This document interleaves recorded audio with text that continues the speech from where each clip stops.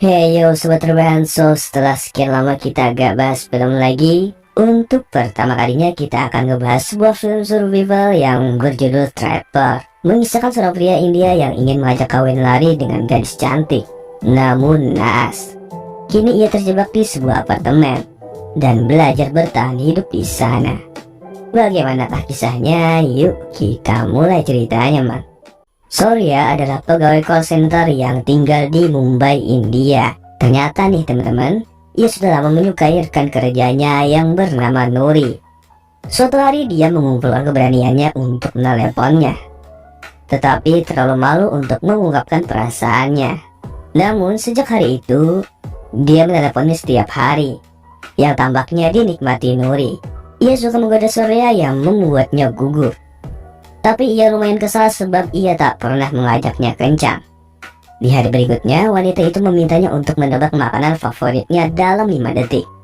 Jika ia menebak dengan benar, dia akan pergi bersamanya. Tetapi jika dia salah, dia akan berhenti berhubungan dengannya. Meskipun Surya terlihat gugup, namun ia menebak dengan benar dan berkencan dengannya. Pada malam itu, mereka pergi ke sebuah tempat untuk makan makanan favoritnya. Dan kocaknya, Nuri dengan santai menyebutkan bahwa dia akan menikah dalam 2 bulan lagi, yang membuat Surya terkejut. Bertanya padanya apakah pernikahannya telah diatur oleh orang tuanya. Ketika ia membenarkan hal tersebut, ia melanjutkan percakapan untuk mengabaikan topik tadi. Hari itu menandai awal persahabatan mereka. Nuri mulai tak sabar untuk bertemu dengannya dan hampir tak memperhatikan pekerjaan mereka sendiri. Mereka kencan beberapa kali dan mulai jatuh cinta satu sama lain. Suatu hari, Surya membawanya ke apartemennya yang ia tinggali bersama 3 teman sekamarnya. Mereka menguji diri di sebuah kamar dan mulai bermesraan. Namun Nuri tiba-tiba berhenti dan tampak kesal memikirkan masa depan mereka. Surya memintanya untuk membatalkan pernikahannya itu dan kawin lari saja dengannya. Pada awalnya, dia pikir pria itu bercanda, tetapi mulai mempertimbangkannya ketika Surya memaksa. Ketika Nuri mengatakan bahwa ia tak bisa tinggal dengan orang-orang yang di kamar itu, Surya berjanji untuk mencari apartemen baru besok harinya dan tinggal bersamanya. Pernikahannya hanya dalam 2 hari saja lagi, jadi mereka harus cepat. Nah, setelah ia pergi, Surya menelepon beberapa daerah untuk mencari apartemen yang sesuai. Namun karena waktu dan anggaran yang sedikit, pada akhirnya ia tak dapat menemukannya. Ia menghabiskan sepanjang hari mengunjungi komplek apartemen tanpa ada kemajuan sedikit pun. Hingga di salah satu pertemuan, ada orang asing yang mendengar bahwa Surya menginginkan tempat yang murah. Jadi ia mendekati Surya dan mengatakan bahwa ia memiliki tempat yang sempurna untuknya. Surya ragu pada awalnya, tetapi pada akhirnya dia setuju untuk datang melihat apartemen itu. Dia dibawa ke komplek apartemen yang baru dibangun. Sebuah komplek apartemen bertingkat yang tampaknya jauh lebih mahal dari modal yang ia punya. Ia diberitahu bahwa komplek itu dibangun 2 tahun yang lalu, tetapi kosong karena masalah konstruksi dan hukum. Apartemen yang ditawarkan kepadanya adalah milik seorang pria yang hampir tak pernah datang ke tempat itu. Orang asing yang baru ia temui hanyalah penjaga tempat itu. Tetapi karena pemiliknya telah absen selama 2 tahun, dia secara ilegal menyerahkannya kepada Surya demi uang. Ia sangat senang hingga tak menyadari ada kejanggalan di sana. Terlebih apartemen itu sangatlah besar, dengan fasilitas terlengkap bahkan dengan balkon berpagar. Tempat itu jelas jauh lebih berharga daripada harga yang harus dibayarnya. Ia menyelesaikan kesepakatan dan mendapatkan kunci tempat tersebut. Setelah itu, ia mengemasi barang bawaannya dari tempat lamanya. Tetapi ia tak memberitahu teman sekamarnya tentang rencananya untuk kawin lari. Ia hanya mengatakan bahwa ia akan pulang selama beberapa hari, dan ia pun pergi. Di apartemen barunya, ia meletakkan kasur, membersihkan kamar sedikit dan tertidur, berharap bisa memberikan kejutan pada Nuri keesokan harinya. Dia telah ngecas HP-nya, tetapi dalam sekejap listrik pun padam. Keesokan paginya, dia bangun terlambat dan dengan cepat melakukan rutinitas paginya. Dia selanjutnya memperhatikan bahwa tak ada satupun keran yang berfungsi dan harus menggunakan air mineral untuk menyikat giginya. Setelah beberapa menit, dia akhirnya keluar dari apartemen dan menguncinya. Namun dia harus berlari masuk lagi untuk mengambil ponselnya. Nah, dari sinilah bencana bagi pria Vrindavan ini. Dia lupa mengambil kunci dan secara tak sengaja mengunci dirinya di dalam. Nuri menelponnya dan bertanya mengapa ia terlambat. Surya menjelaskan bahwa dia akan sampai di sana dalam beberapa menit. Tetapi bodohnya ia tak memberitahunya di mana. Yang mana ia sengaja melakukan itu untuk menjadi kejutan. Naas, setelah itu pula Surya tersadar bahwa ia terkunci. Ia mencoba keluar dengan memaksa mencoba membuka kunci, tetapi gagal.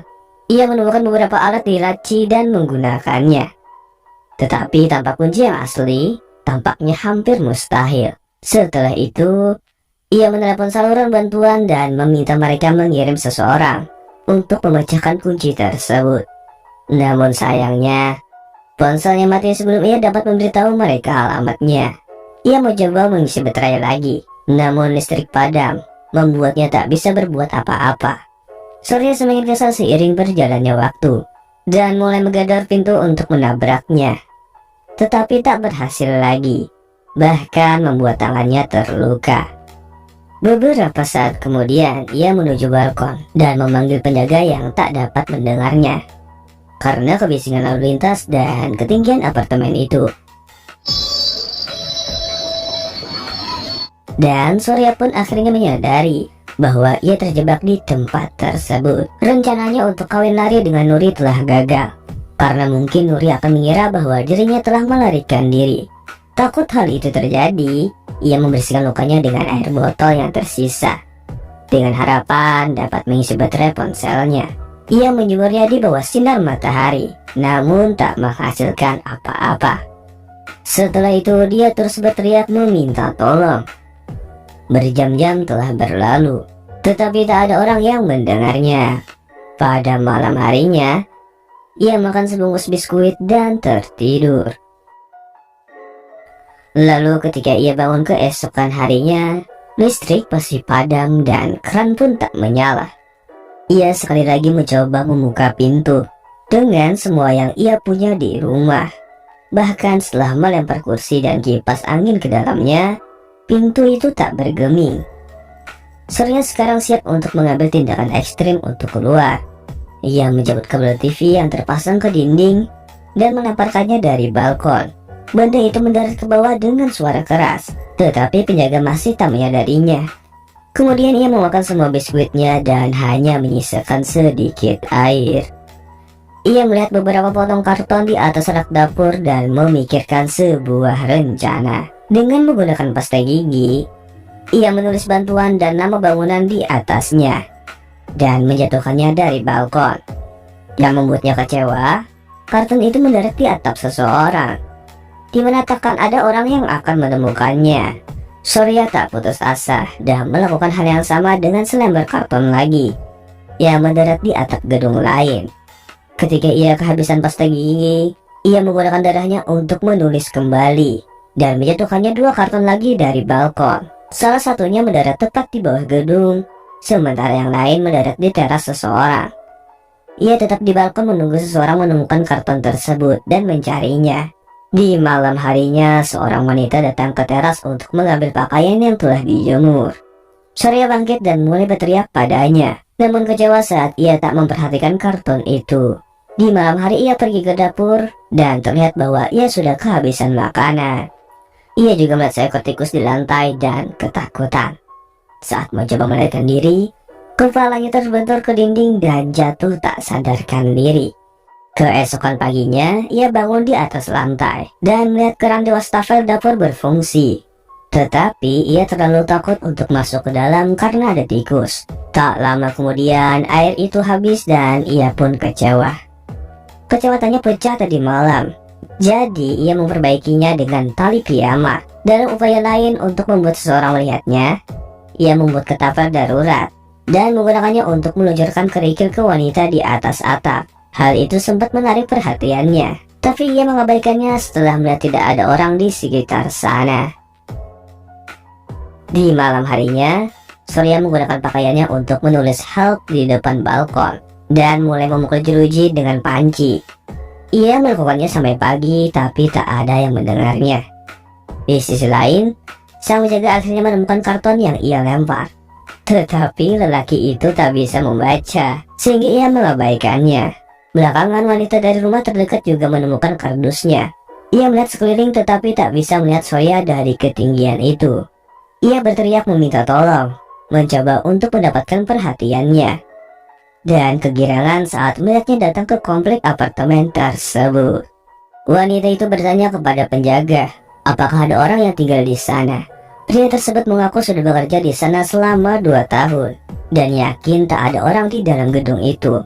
Wanita tersebut masih belum puas, jadi ia pun naik beberapa lantai. Namun tempat kosong itu membuatnya takut, sehingga ia kembali ke rumah. Surya melihatnya pergi dan kehilangan setitik harapan terakhir yang ia miliki. Ketika hari sudah gelap, ia membakar pakaian yang digantung di jeruji dan juga membakar kasur tersebut. Ia melompat-lompat yakin bahwa api itu pasti akan menarik perhatian seseorang. Namun rencananya menjadi kacau ketika api menyebar ke sofa. Entah bagaimana beruntung api itu padam dan tertidur karena lapar. Saat itu, ia bermimpi untuk makan makanan favoritnya dengan Nuri seperti dulu. Ia juga ingat acara bertahan hidup yang mengajarkan untuk makan apapun yang diperoleh saat seseorang sendirian saja. Mengikuti saran gila itu, ia pergi ke dapur untuk membunuh tikus itu. Tetapi ketakutan ketika tikus itu berlari ke arahnya. Keesokan harinya, rasa haus semakin membuatnya gila, sehingga ia dengan terpaksa buang air kecil ke dalam panci dan meminumnya. Namun rasanya yang di luar nalar membuatnya muntah. Ia menghabiskan sebanyak harinya untuk tidur dan terbangun keesokan paginya karena hujan lebat. Surya dengan cepat mengumpulkan air di dalam panci dan meminumnya. Ia juga menggunakan segala sesuatu yang merupakan wadah untuk mengumpulkan air sebanyak yang ia bisa, termasuk lemari es dan juga kaleng cat. Keesokan paginya, seekor merpati hinggap di balkon. Dengan satu-satunya kesempatan, Surya menggunakan ketapel untuk membunuhnya dan menggunakannya sebagai makanan. Namun ketika ia mencoba mengulitinya, dia merasa jijik. Sebuah gelas balik menunjukkan kepada kita saat ia dan Nuri sedang berkencan. Surya yang telah menjadi vegetarian sepanjang hidupnya berpendapat bahwa membunuh hewan yang tak berdaya untuk dimakan adalah tindakan tercela. Di masa sekarang, ia dengan enggan memotong burung itu untuk memanggangnya. Ia juga mengatasi rasa takutnya terhadap tikus dan berhasil menjebaknya. Ketika kesendirian menguasai dirinya, ia berbicara kepada tikus itu tentang segala cara agar bisa melarikan diri. Ia lalu menggunakan akalnya untuk bisa keluar dari balkon saja. Namun untuk itu, ia harus memotong jeruji balkonnya terlebih dahulu. Satu-satunya alat yang ia miliki hanyalah sebongkah logam. Namun ia tetap mulai menggergajinya. Beberapa hari telah berlalu, tetapi ia tak menyerah untuk mencoba memotongnya. Ia memakan semut, kecoa, dan juga burung. Ketika keadaan semakin sulit, ia mulai merindukan hal-hal kecil yang biasanya ia takuti, seperti didorong oleh orang-orang yang berada di angkot. Setelah berhari-hari digergaji dan dibakar, pagar itu akhirnya patah. Surya mengambil kesempatan itu dan dengan hati-hati menuruni jeruji sepanjang 3 lantai. Ketika ia akhirnya sampai di titik akhir pijakan, kakinya terlalu pendek untuk mendarat. Ia menggunakan ikat pinggangnya sebagai penopang dan akhirnya berhasil masuk ke dalam. Dengan penuh keberanian, ia menarik pintu apartemen tersebut. Dan sangat gembira ketika secara kebetulan apartemen itu terbuka. Ia menuruni tangga dan akhirnya bertemu dengan sang penjaga. Ia memiliki ratusan hal yang ingin dia katakan, tapi Surya pergi begitu saja. Seminggu kemudian, Nuri datang mengunjunginya di rumah sakit. Surya percaya bahwa ia telah meninggalkannya dan telah menikah. Ia mencoba untuk memegang tangannya, tapi Nuri memindahkannya karena sadar bahwa mereka tak bisa bersama sekarang. Beberapa hari kemudian, Surya kembali bekerja namun merasa hancur. Mengetahui bahwa teman-teman dan karyawan lainnya bahkan tak menyadari ketidakhadirannya. Kemudian pada hari itu ia pergi ke restoran favoritnya dan menikmati makanan favoritnya yang sangat ia rindukan. Di adegan terakhir, ia kembali ke apartemen dan melihat jeruji yang ia rusak sebelumnya. Dan cerita kali ini pun selesai. Oke, tolong bantu like video ini agar channel ini bisa bangkit kembali. Terima kasih udah nonton sampai habis dan bye.